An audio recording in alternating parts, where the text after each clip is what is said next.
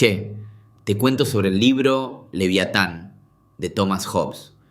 Es un libro redenso, pero te lo voy a resumir como si lo charláramos en un barcito de Palermo. Hobbes arranca diciendo que para entender cómo funciona una sociedad hay que meterse en la cabeza de la gente, tipo leerlos como si fueran un libro abierto.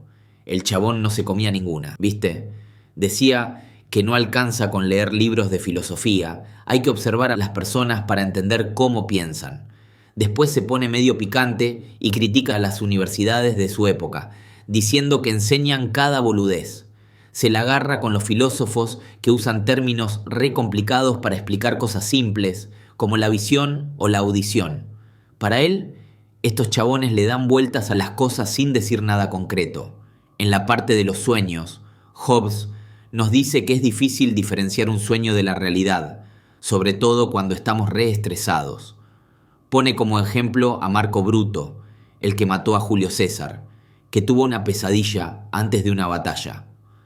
Para Hobbes, las preocupaciones pueden colarse en nuestros sueños y hacerlos parecer reales. Después se pone a hablar del pensamiento y dice que hay dos tipos: el que va para cualquier lado sin un rumbo fijo, como cuando soñamos, y el que tiene un objetivo claro, como cuando estamos resolviendo un problema. Pone el ejemplo de una charla sobre la Guerra Civil Inglesa, donde alguien pregunta de la nada sobre el valor de una moneda romana. Puede parecer una pregunta sin sentido, pero Hobbes nos muestra que hay una conexión entre los pensamientos, aunque sea medio rebuscada. Y acá viene lo interesante. Cree que el lenguaje es lo que nos diferencia de los animales. Sin lenguaje no habría forma de organizarnos. Sería un quilombo bárbaro, como una jungla con leones y lobos. El lenguaje nos permite registrar nuestros pensamientos, comunicarnos y crear una sociedad. Para él, Dios fue el primero en enseñar el lenguaje a Adán. Hobbes también se mete con los diferentes usos del lenguaje. Sirve para recordar cosas, para enseñarle cosas a otros y hasta para divertirnos. Es una herramienta re poderosa que nos permite hacer de todo. Después se pone a analizar los nombres. Hay nombres propios, Juan o Pedro, y nombres comunes, como perro o árbol. Lo interesante es que para él no hay nada universal en el mundo, solo los nombres lo son. Cada cosa en el mundo es única e individual. Los nombres universales sirven para agrupar cosas que tienen algo en común. Por ejemplo, el nombre perro se aplica a todos los perros del mundo, aunque cada uno sea diferente. Hobbes nos dice que hay nombres más amplios, como animal, y otros más específicos, como perro, y algunos nombres de igual extensión, como hombre y racional, se incluyen mutuamente. Hobbes nos explica que usamos los nombres para conectar ideas y entender cómo funcionan las cosas. Pone el ejemplo de un tipo que no puede hablar y ve un triángulo con dos ángulos rectos.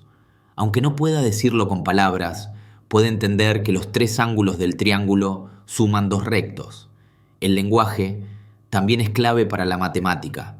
Un pibe que no conoce los números no puede decir la hora, aunque escuche las campanadas del reloj. Sin palabras no podemos contar, ni sumar, ni restar, ni hacer ninguna operación matemática. Imagínate el quilombo que sería. Nos advierte que hay que tener cuidado con las definiciones que usamos.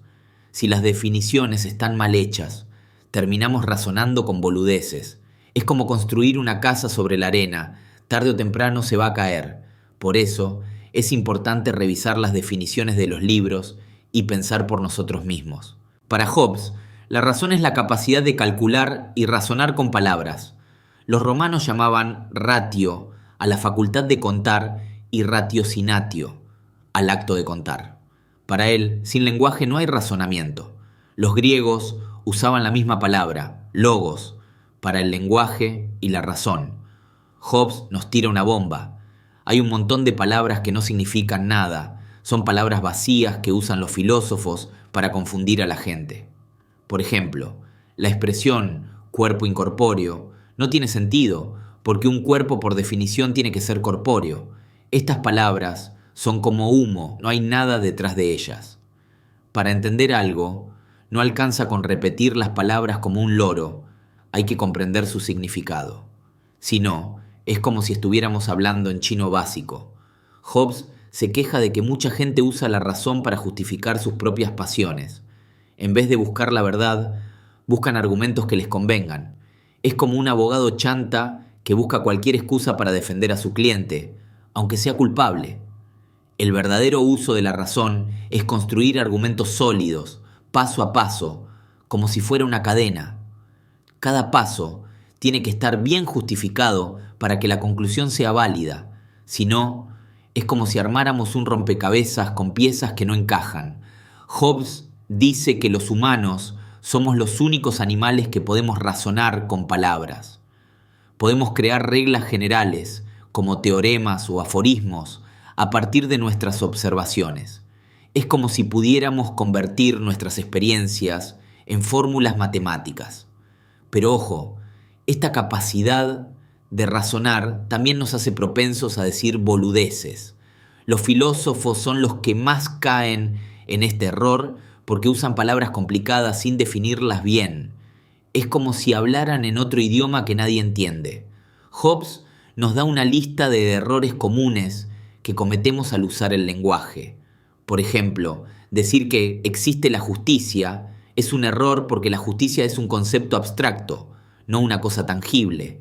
Otro error es usar metáforas en argumentos serios, como decir que el camino nos conduce a la verdad. Las metáforas son útiles para la poesía, pero no para la filosofía. Hobbes nos dice que la gente que usa palabras claras y precisas tiene menos chances de meter la pata. En cambio, los que usan palabras confusas y ambiguas terminan discutiendo boludeces. Es como si estuvieran jugando al teléfono descompuesto. El mensaje original se va distorsionando hasta que no se entiende nada. Los niños no pueden razonar porque todavía no dominan el lenguaje. A medida que aprenden a hablar, también aprenden a pensar. La mayoría de la gente usa la razón para cosas básicas, como contar plata o hacer las compras. Pero pocos la usan para pensar en profundidad sobre la vida. Hobbes nos dice que la sabiduría no se consigue solo con leer libros, también se necesita experiencia. Es como aprender a manejar, no alcanza con leer el manual, hay que practicar. La gente sabia usa las palabras para pensar por sí misma, en cambio, los ignorantes se dejan llevar por la opinión de los demás. Hobbes habla de la diferencia entre la prudencia y la sabiduría.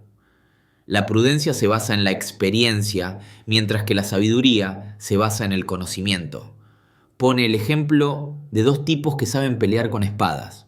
Uno tiene habilidad natural y el otro tiene habilidad y conocimiento de las técnicas de combate.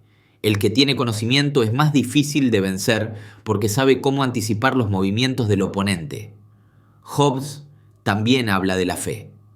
Cuando creemos en algo que nos dice otra persona, estamos depositando nuestra fe en esa persona. Por ejemplo, si creemos que la Biblia es la palabra de Dios, estamos confiando en la iglesia que nos la transmite. Si no tuviéramos fe en los demás, no podríamos aprender nada. Hobbes se la agarra de nuevo con los escolásticos, que son los filósofos que usan lenguaje rebuscado. Para él, estos chabones están re locos porque hablan de cosas que no existen. Es como si discutieran sobre el sexo de los ángeles, una boludez total. Hobbes nos habla de la importancia de la historia. Hay dos tipos de historia, la natural, que se ocupa de los fenómenos naturales, y la civil, que se ocupa de las acciones de los hombres.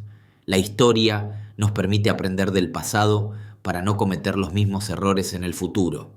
Hobbes nos dice que es importante distinguir entre las acciones de un solo hombre y las acciones de una multitud.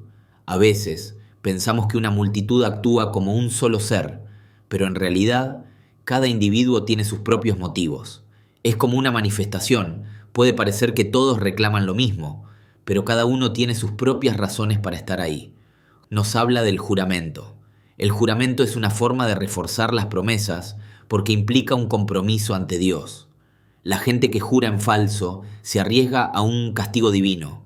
Hobbes nos dice que no debemos hacer a los demás lo que no queremos que nos hagan a nosotros.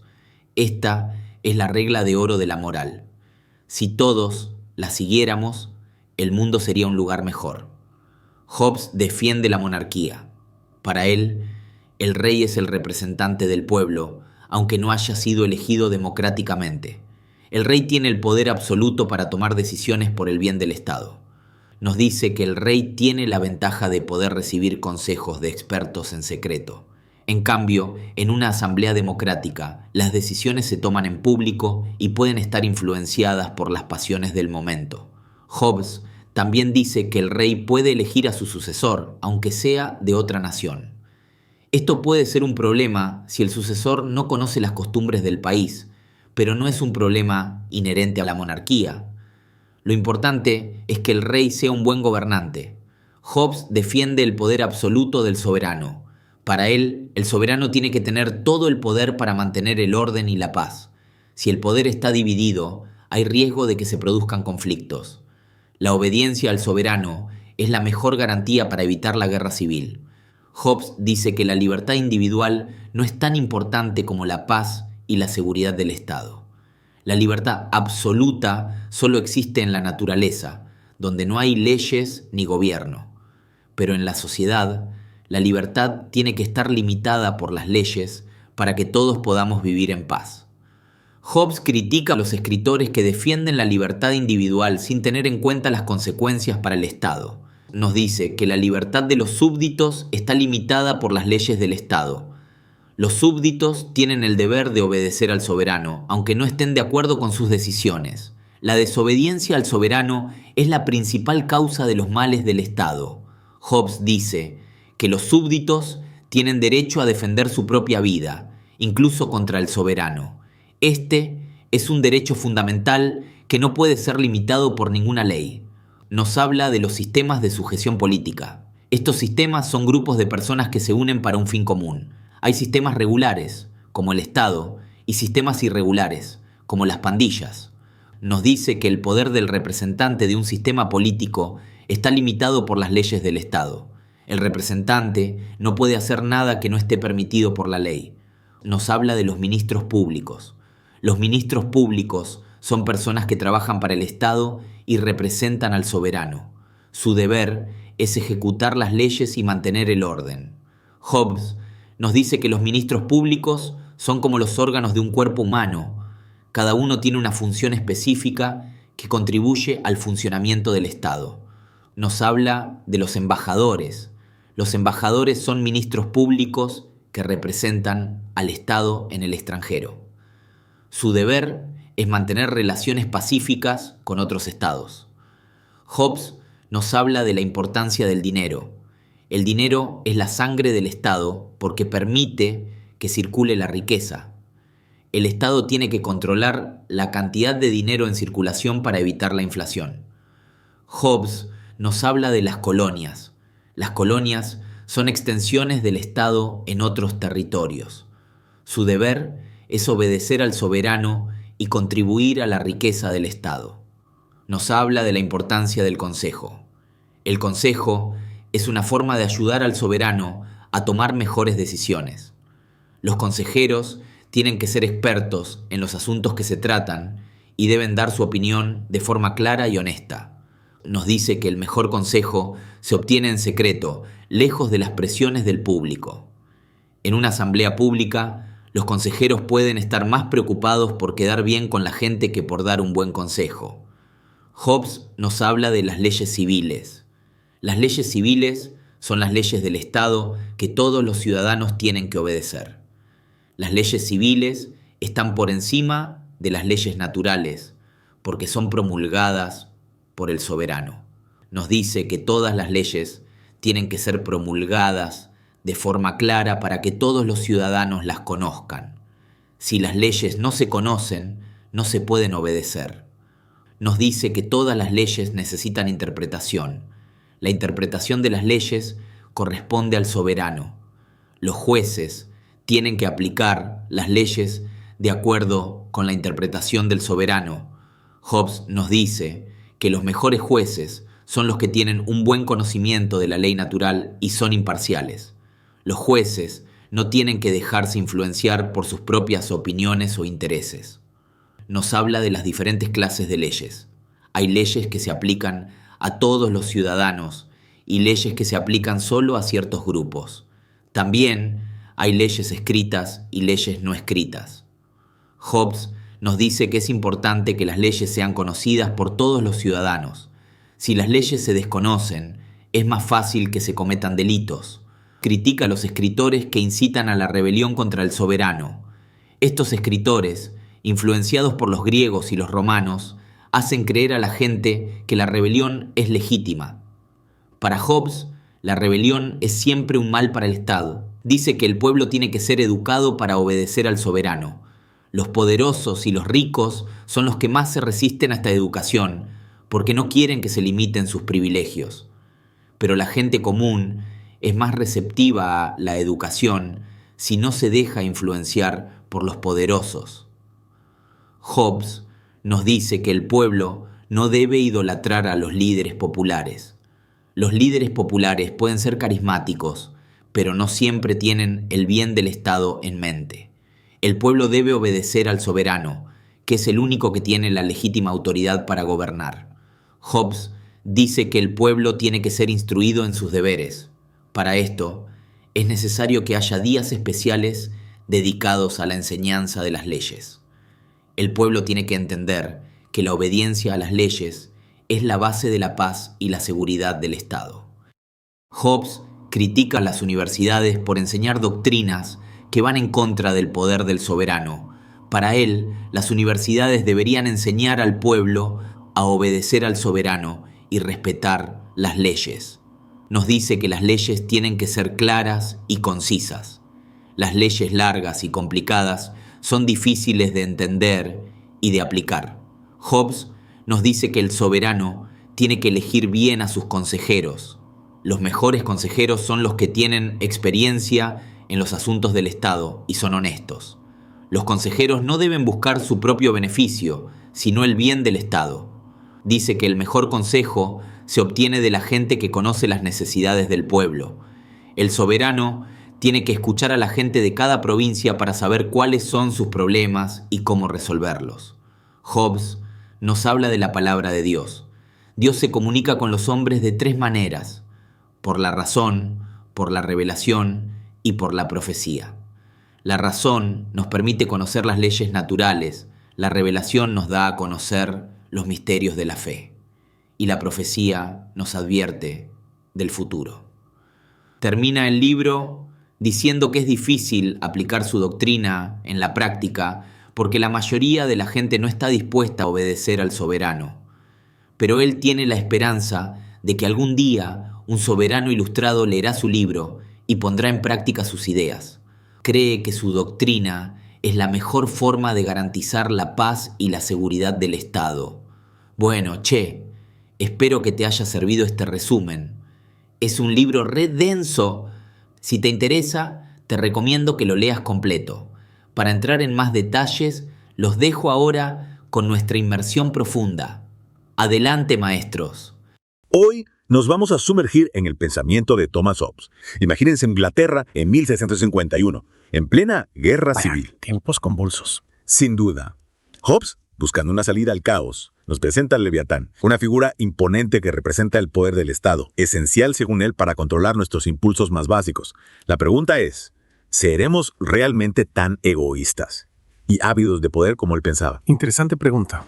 Vamos a descubrirlo juntos. La visión de Hobbes sobre la naturaleza humana es sin duda provocadora. Para entenderla debemos comprender el contexto histórico. Hobbes vivió en una época de gran agitación social y política, lo que sin duda influyó en su visión. Es cierto. Y en el fragmento que vamos a analizar, Hobbes utiliza una metáfora muy peculiar para describir al ser humano. Lo compara con una máquina. ¿Qué nos puedes contar sobre esta visión mecanicista del hombre? Bueno, la idea de que el universo, incluyendo al ser humano, funciona como una máquina compleja ganaba fuerza en la época de Hobbes. Gracias a los avances científicos de figuras como Galileo y Newton, para Hobbes incluso nuestros pensamientos y emociones son procesos físicos, gobernados por leyes naturales. Es fascinante cómo Hobbes intenta aplicar la lógica de la ciencia, que estaba revolucionando la forma de entender el mundo, al estudio de la naturaleza humana. Y esta visión mecanicista lo lleva a conclusiones bastante radicales, ¿no? Por ejemplo, describe la imaginación como un sentido debilitado y los sueños como simples movimientos internos del cuerpo durante el sueño. Exacto. Y hay una frase que me parece particularmente evocadora. Dice que los sueños son más claros en el silencio del sueño. Es como si al liberarnos de los estímulos externos, nuestra mente pudiera explorar sus propios laberintos con mayor intensidad. Interesante. ¿Te has puesto a pensar alguna vez en el significado de tus propios sueños? Claro, creo que todos nos hemos preguntado alguna vez qué significan esos mundos extraños que habitamos mientras dormimos. Pero volviendo a Hobbes, no se limita a describir al ser humano como una máquina, sino que también explora las fuerzas que lo impulsan a actuar. Y una de las más importantes, según él, es el deseo. Totalmente. Hobbes argumenta que el deseo es el motor de toda acción humana. Todo lo que hacemos está dirigido a obtener algún bien futuro o evitar algún mal futuro. Es una visión bastante pragmática, ¿no? Sí, reduce la complejidad de la motivación humana a una búsqueda constante de satisfacción. Y esta idea del deseo como motor principal lo lleva a desarrollar el concepto del estado de naturaleza, ¿verdad? Un escenario hipotético donde los individuos movidos por sus deseos egoístas viven en una constante lucha por el poder. Exacto. En el estado de naturaleza, según Hobbes, no hay leyes, moral o justicia. Solo la ley del más fuerte, donde cada individuo debe luchar por su propia supervivencia. Bueno, un poco aterrador, ¿no? Como una especie de jungla donde reina la ley del más fuerte. Sin duda. Y para Hobbes es una condición insostenible, que inevitablemente lleva al conflicto y a la violencia. Es por eso que los individuos, buscando la paz y la seguridad, deciden renunciar a parte de su libertad individual y someterse a un poder soberano. Ajá.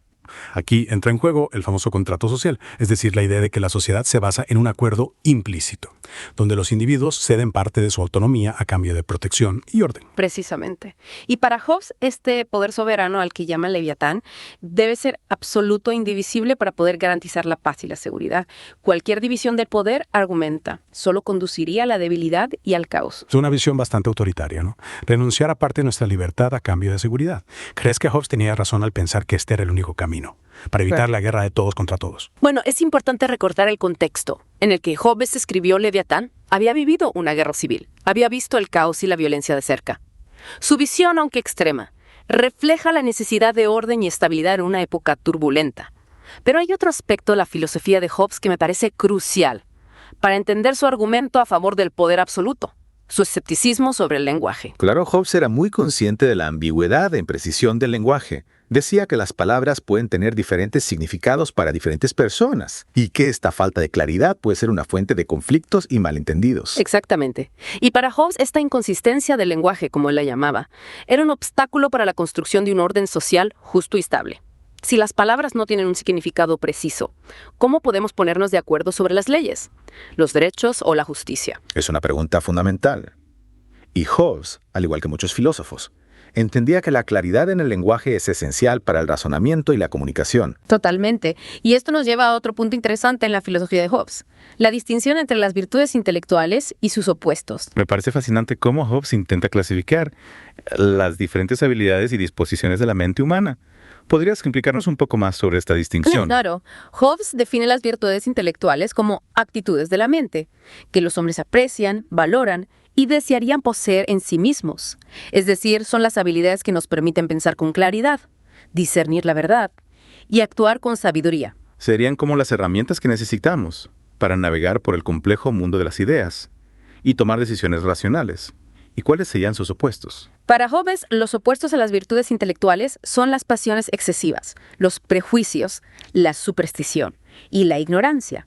Todas estas, argumenta, nublan nuestro juicio y nos llevan a actuar de forma irracional. Y aquí podemos ver una conexión con su visión del estado de naturaleza.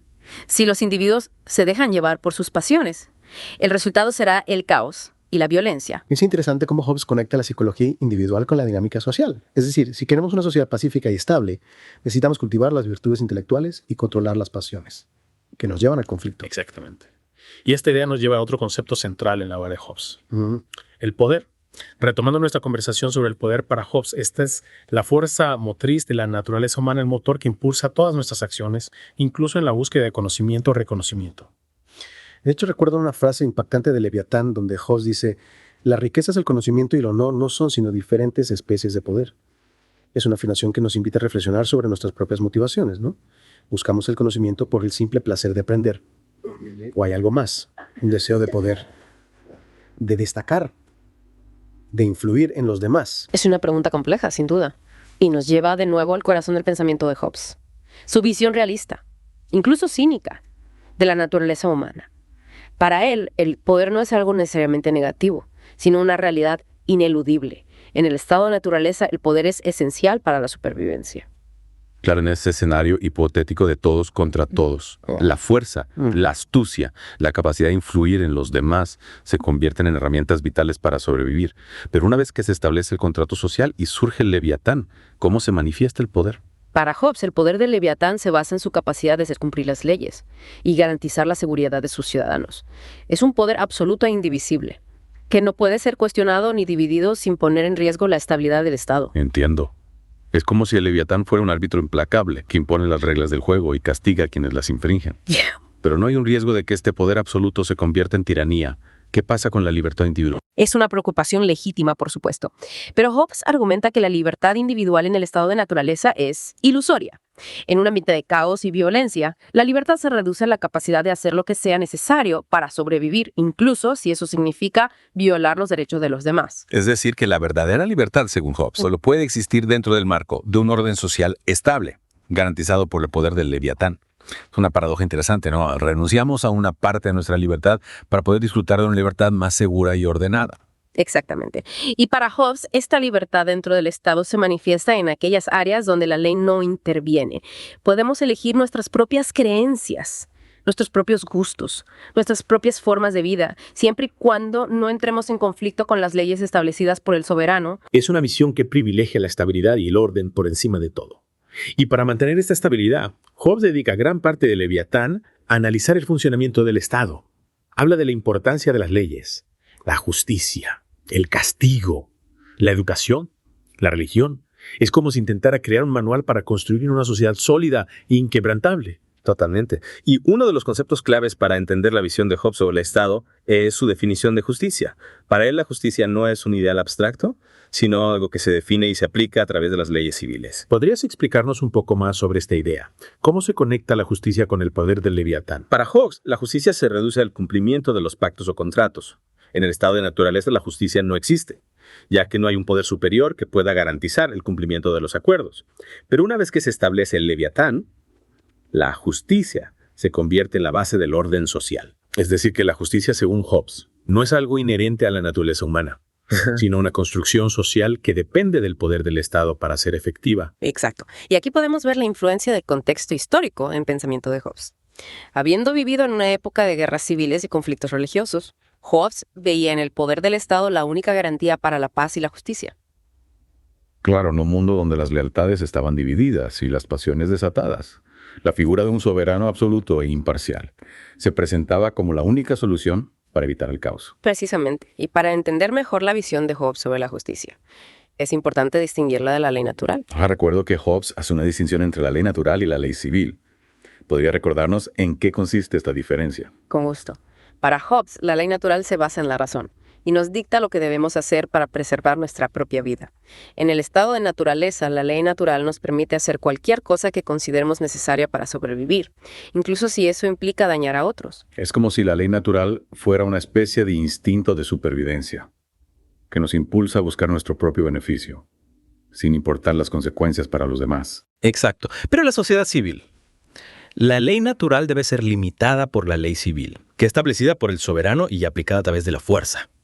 La ley civil, por tanto, restringe nuestra libertad natural para garantizar la seguridad y la paz en la sociedad. Es decir, que la ley natural nos da derecho a todo, pero la ley civil nos dice qué podemos hacer y qué no. Y para Hobbes la ley civil debe ser obedecida, incluso si la consideramos injusta, ya que la desobediencia solo conduce al caos que a la disolución del Estado. Precisamente. Para Hobbes, el orden y la estabilidad son valores supremos, que deben ser protegidos a toda costa.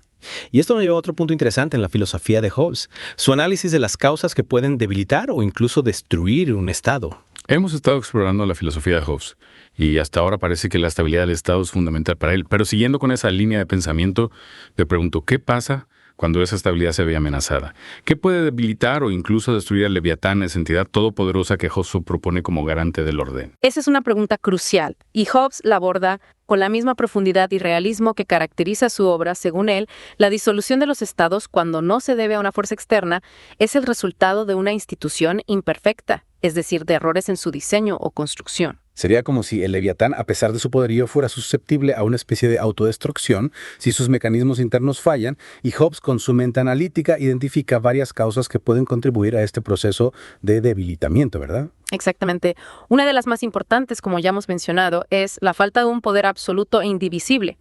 Hobbes insiste en que cualquier división del poder, ya sea entre diferentes facciones, instituciones o incluso individuos que pretenden tener una autoridad superior, solo generará conflicto e inestabilidad. Claro, si el poder se fragmenta, el Leviatán pierde su capacidad de actuar con decisión y firmeza. Es como si tuviera varias cabezas, cada una tirando en una dirección diferente, lo que lo volvería ineficaz para mantener el orden. Exacto, y Hobbes nos ofrece ejemplos históricos para ilustrar su punto. Habla de las guerras civiles, las revueltas, las conspiraciones, todas ellas causadas, según él, por la debilidad o la división del poder soberano. Es interesante cómo Hobbes conecta la estructura del poder con la estabilidad social. Para él, un poder fragmentado es un caldo de cultivo para el caos y la violencia, pero hay otras causas que Hobbes identifique como factores de debilitamiento del Estado. Por supuesto, además de la división del poder, Hobbes menciona la pretensión de algunos individuos de estar inspirados por Dios para actuar en contra del soberano para él. Esta apelación a una autoridad superior al Estado representa una amenaza al orden social. Es decir, que cualquier ideología o creencia que se sitúe por encima de la autoridad del Leviatán es vista como un factor de desestabilización. Exactamente, y esto incluye no solo las reivindicaciones religiosas, sino también cualquier forma de dogmatismo o fanatismo que pretenda imponer sus propias leyes y normas por encima del pacto social. Entiendo, para Hobbes, la unidad y la cohesión del Estado dependen de que el Leviatán sea la fuente última de autoridad, pero además de estos factores externos, ¿menciona Hobbes alguna causa interna de debilitamiento? Sí, Hobbes también nos advierte sobre los peligros de la ignorancia, la superstición y, curiosamente, lo que llama falsa sabiduría. Falsa sabiduría, me intriga este concepto. ¿A qué se refiere Hobbes exactamente? Hobbes utiliza este término para describir a aquellos que, creyéndose más sabios que los demás, se atreven a criticar al soberano o a desafiar las leyes establecidas para él. Esta arrogancia intelectual es una amenaza al orden social, ya que puede llevar a la desobediencia y a la rebelión. Es como si Hobbes nos dijera, confíen en el Leviatán, no en su propio juicio. Es una visión bastante autoritaria, ¿no? Parece que no hay mucho espacio para la disidencia o el pensamiento crítico en el Leviatán. Es cierto que el pensamiento de Hobbes puede parecernos restrictivo desde una perspectiva contemporánea, pero recordemos que él escribió en un contexto histórico muy diferente, marcado por la inestabilidad y la violencia. Su propuesta Leviatán busca ante todo garantizar la paz y la seguridad, aunque sea a costa de limitar la libertad individual. Entiendo, en un mundo amenazado por el caos, la figura de un soberano absoluto puede parecer atractiva, pero ¿qué podemos aprender nosotros lectores del siglo XXI de la filosofía de Hobbes? ¿Cuáles son las claves para construir una sociedad justa y estable sin caer en los excesos del autoritarismo? Esa es la gran pregunta que nos deja Hobbes, y creo que su obra, más que ofrecer respuestas cerradas, nos invita a reflexionar sobre las tensiones permanentes entre el orden y la libertad, entre la seguridad y la justicia. Nos obliga a pensar en los límites del poder, en la importancia de las instituciones sólidas, en el papel de la educación y la razón para construir una sociedad más justa y pacífica. Es fascinante cómo las ideas de un filósofo que vivió hace siglos pueden seguir siendo tan relevantes en la actualidad. Y con esto llegamos al final de nuestra inmersión en el Leviatán de Thomas Hobbes. Esperamos que este viaje al corazón del pensamiento hobbesiano les haya resultado tan estimulante como a nosotros. Nos despedimos invitándolos a seguir explorando las profundidades de la filosofía política y a reflexionar sobre las grandes preguntas que nos plantean pensadores como Hobbes. Hasta la próxima. Gracias, maestros. Y gracias a ustedes por llegar hasta el final. Espero que les haya gustado nuestro análisis de este libro esencial. Si es así, nos ayudarían mucho con un like, un comentario y por supuesto su suscripción al canal porque viene mucho más. Hasta el próximo Antilibro. Chau.